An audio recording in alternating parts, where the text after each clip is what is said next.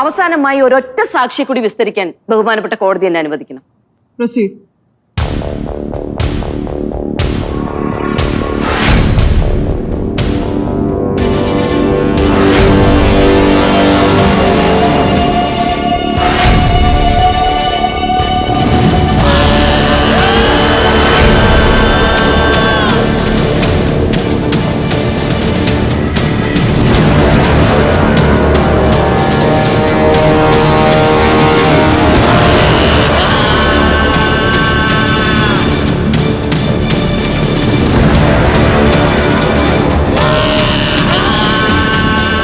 രഘു നമ്മുടെ കഥയിലെ വില്ലൻ. ആവണിയെ ദ്രോഹിച്ച, സരസ്വതി അമ്മയെ ദ്രോഹിച്ച, ശിവദാസന്റെ കൈ തല്ലി ഒടിച്ച ക്രൂരനായ രഘു. പറയൂ രഘു, രഘുവിന് ഈ നാരായണൻ വക്കീലിനെ അറിയൂ?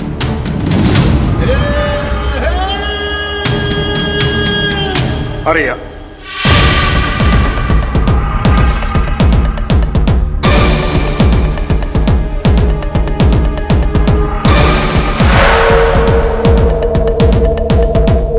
രഘു അല്ലേ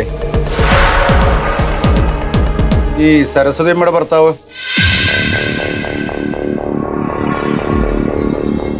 ആവണിയുടെ അച്ഛൻ? ആ രഘുവിനെ കൊണ്ട് എനിക്കൊരാവശ്യമുണ്ട്. ചെയ്യാൻ പറ്റുമോ? വെറുതെ വേണ്ട.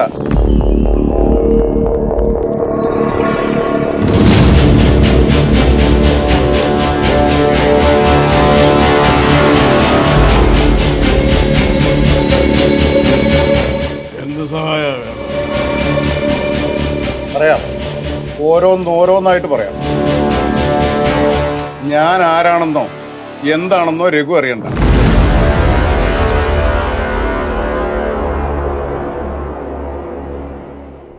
മോഹൻ കരുതിയിരിക്കുന്നത് രഘു ഈ നാട്ടിൽ നിന്ന് പോയെന്നാണ്. പക്ഷേ വക്കീല് പറയാതെ രഘു ഈ നാട്ടിൽ നിന്ന് പോവില്ല.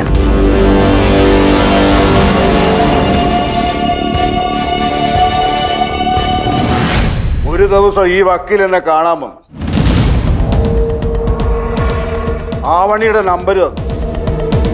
സരസ്വതി എവിടാ താമസിക്കുന്നുള്ള വീട് പറഞ്ഞു. വക്കീല് പറഞ്ഞതുപോലെ എല്ലാം ഞാൻ ചെയ്തു. ചോദിച്ച കാശും തന്നു. മോഹൻ എന്നെ തേടി വന്നതല്ല. വക്കീല് മോഹൻ എൻ്റെ അടുക്ക് എത്തിച്ചതാണ്. ഇയാൾക്ക് പോലും അത് അറിഞ്ഞുകൂടാ. അല്ലാതെ എന്നെ കണ്ടുപിടിക്കാൻ മോഹൻ അത്ര എളുപ്പമൊന്നുമല്ല. That's it, my lord. 12 കുടുംബങ്ങൾ തകർത്ത, ഇപ്പോൾ ഈ ആവണിയുടെയും മോഹന്റെയും ജീവിതം തകർത്ത ഒരേ ഒരാൾ, അത് ഈ Narayanan വക്കീലാണ്. He is a threat to the society, madam.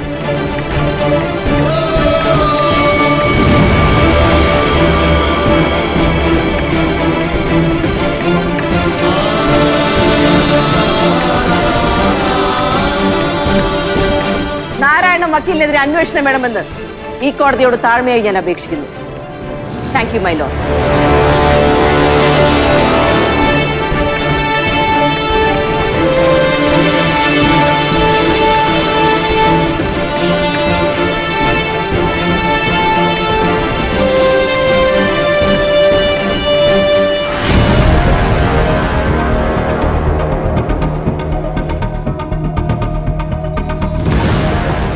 നിന്റെ കാൽ ചോട്ടി കിടക്കണം ഒരടിമയെ പോലെ. അവസാനം എല്ലാരും നിന്നെ തള്ളി പറഞ്ഞ് ആരും ഇല്ലാണ്ടായി, ഒരു മാർഗം ഇല്ലാണ്ടായി. നീ എൻ്റെ കാലിൽ വീഴും.